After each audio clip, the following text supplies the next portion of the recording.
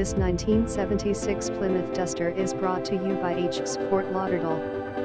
1976 Plymouth Duster. The grille-mounted turn signal lenses were amber.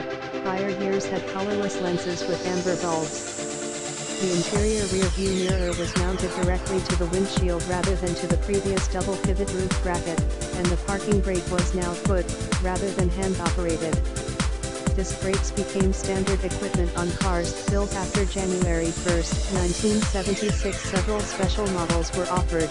The Feather Duster featured lightweight aluminum parts including the intake manifold, bumper brackets, hood and trunk bracing, and manual housing, for a weight savings of about 187 pounds, 84.8 kilograms, and a circ. 5% lighter than a standard Duster similarly equipped.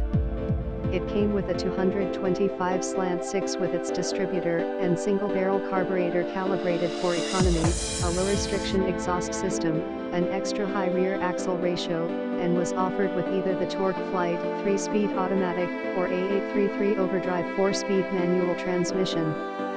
It was the most fuel-efficient car in its size class. AC Visit